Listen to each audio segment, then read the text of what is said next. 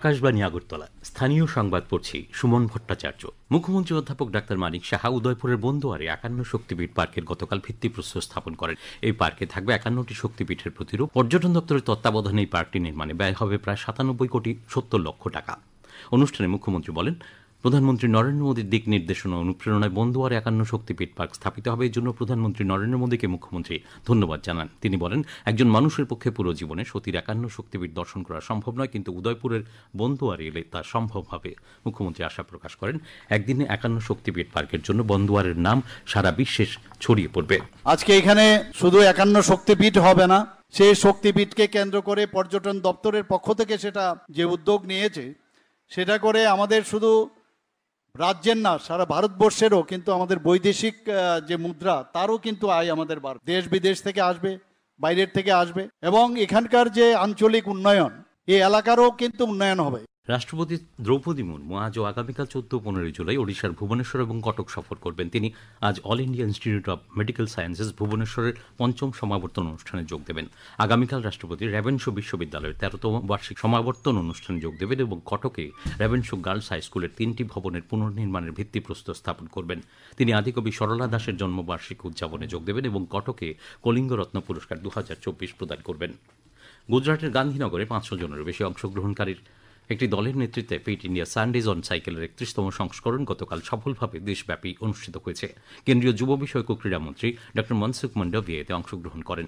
Public sector আন্ডারটেকিংসের সঙ্গে যৌথভাবে এই সপ্তাহে আয়োজিত প্যান ইন্ডিয়া সাইক্লিং ড্রাইভে দেশজুড়ে 7,000-এরও বেশি স্থান থেকে আগ্রহী মানুষ অংশগ্রহণ করেছেন, যা ফিট ইন্ডিয়া কি ডোজ আধা ঘন্টা রোজ বার্তাকে আরও জোরদার করেছে। নমো ফিট ইন্ডিয়া সাইক্লিং ক্লাবের 3,000 সদস্য এতে অংশগ্রহণ করেছিলেন। ড মান্ডভিয়া জানান, fit India Sundays on cycle এখন একটি শক্তিশালী দেশব্যাপী প্রয়াসে পরিণত হয়েছে, যা প্রধানমন্ত্রী নরেন্দ্র মোদীর ফিট ইন্ডিয়া মিশনকে পূর্ণ শক্তিতে এগিয়ে নিয়ে যাচ্ছে। যাত্রীদের নিরাপত্তা বাড়াতে সমস্ত কোচে সিসিটিভি ক্যামেরা বসানোর সিদ্ধান্ত নিয়েছে ভারতীয় রেল। কেন্দ্রীয় রেলমন্ত্রী অশ্বিনী বৈষ্ণব এবং রেল প্রতিমন্ত্রী নবনীত সিং বিট্টু লোকোমোটিভ এবং কোচে সিসিটিভি ক্যামেরা স্থাপনের অগ্রগতি পর্যালোচনা করেছেন। কোচের সাধারণ চলাচলের এলাকায় ক্যামেরা লাগানোর উদ্দেশ্য হল যাত্রীদের নিরাপত্তা উন্নত করা। এসব ক্যামেরা দুর্বৃত্ত শনাক্ত করতে সাহায্য করবে। যাত্রীদের গোপনীয়তা রক্ষার জন্য দরজার কাছে সাধারণ চলাচলের এলাকায় সিসিটিভি ক্যামেরা বসানো হবে। শ্রী বৈষ্ণব 74,000 কোচের সবকটি এবং 15,000 লোকোতে সিসিটিভি ক্যামেরা স্থাপনের অনুমোদন দিয়েছেন। সমাজ কল্যাণ ও সমাজ শিক্ষামন্ত্রী টিঙ্কু রায় বাল্যবিবাহ সহ সামাজিক ব্যাধির বিরুদ্ধে নেশামুক্ত সমাজ গঠনে সবাইকে এগিয়ে আসার আহ্বান জানিয়েছেন। গতকাল বিজেপির ডক্টর সেলের উদ্যোগে কৈলাসহর কাউলিকুড়ায় এক মেগা স্বাস্থ্য শিবির তিনি এই আহ্বান জানান। তিনি বলেন, এইচআইভি এইডসের সংক্রমণ প্রতিরোধে সাবধানতা ও সচেতনতা জরুরি। স্বাস্থ্য শিবিরে 171 জন বিনামূল্যে চিকিৎসা পরিষেবা গ্রহণ করেছেন। State malaria programme officer doctor Abhijit Das আকাশবাণীর প্রতিনিধিকে গতকাল জানিয়েছেন, রাজ্যকে ম্যালেরিয়া মুক্ত করতে নিরন্তর কাজ করে যাচ্ছে চিকিৎসক সহ স্বাস্থ্যকর্মীরা। রাজ্যে গত বছরের তুলনায় বছর ম্যালেরিয়া আক্রান্তের সংখ্যা হ্রাস পেয়েছে। গত বছর জুন মাস পর্যন্ত রাজ্যে ম্যালেরিয়া আক্রান্ত রোগীর সংখ্যা ছিল 5,924 জন। এবছর এখন পর্যন্ত আক্রান্তের সংখ্যা 3,715 জন। আক্রান্তদের 80% ধলাই জেলার বলেও তিনি জানান। সিপাহীজলা জেলার চরিলাম ব্লকের অধীনে সুতারমুড়া এডিসি ভিলেজের সুতারমুড়া উচ্চ মাধ্যমিক বিদ্যালয়ে গতকাল অনুষ্ঠিত হয়েছে এক মেগা আইনি পরিষেবা শিবির। সাধারণ প্রশাসনের সহায়তায় বিশালগড় মহকুমা আইনসেবা কমিটি কর্তৃক আয়োজিত এই শিবির থেকে বিভিন্ন সরকারি পরিষেবা ও শংসাপত্র গ্রহণ করেন স্থানীয় মানুষ। তাছাড়া বাল্যবিবাহ, গার্হস্থ্য হিংসা, পোক্সো আইন বিষয়ে সচেতনতামূলক আলোচনা অনুষ্ঠিত হয়। প্রাকৃতিক দুর্যোগ মোকাবিলার বিষয়ে শিবিরে উপস্থিত লোকজনকে সচেতন করেন এনডিআরএফ বাহিনীর জওয়ানরা। লর্ডসের তৃতীয় টেস্টে ইংল্যান্ড ও ভারতের লড়াই আকর্ষণীয় অবস্থায় রয়েছে। চতুর্থ দিনে দ্বিতীয় ইনিংসে খেলতে নেমে স্বাগতিক ইংল্যান্ড সবকটি উইকেট হারিয়ে 192 রান সংগ্রহ করে।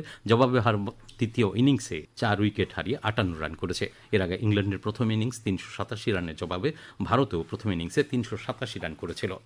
ত্রিপুরা ফুটবল অ্যাসোসিয়েশন পরিচালিত রাখাল শিল্ড নকআউট ফুটবল প্রতিযোগিতার ফরওয়ার্ড ক্লাব সেমিফাইনালে উঠেছে। উমাকান্ত মিনি স্টেডিয়ামে গত রাতে নৈশালকে অনুষ্ঠিত খেলায় ফরওয়ার্ড ক্লাব 2-0 গোলে এগিয়ে চলো সংখ্যকে হারিয়ে দেয়। আবহাওয়ার খবর। আজ দুপুর পর্যন্ত আবহাওয়ার পূর্বাভাসে জানানো হয়েছে, আকাশ সাধারণত মেঘলা থাকবে। বজ্রবিদ্যুৎ সহ হালকা থেকে মাঝারি বৃষ্টিপাতের সম্ভাবনা রয়েছে। আগরতলায় আজ ভোরে সর্বনিম্ন তাপমাত্রা ছিল 25.8 ডিগ্রি সেলসিয়াস। দিনের সর্বোচ্চ তাপমাত্রা থাকবে 33 ডিগ্রির কাছাকাছি। আজ ভোর পর্যন্ত গত 24 ঘন্টায় আগরতলা ও তার আশেপাশে বৃষ্টি হয়েছে 7 মিলিমিটার। এখনকার মতো স্থানীয় সংবাদ এখানেই শেষ হলো। পরবর্তী বাংলা স্থানীয় সংবাদ প্রচারিত হবে আজ সন্ধ্যা 7:55।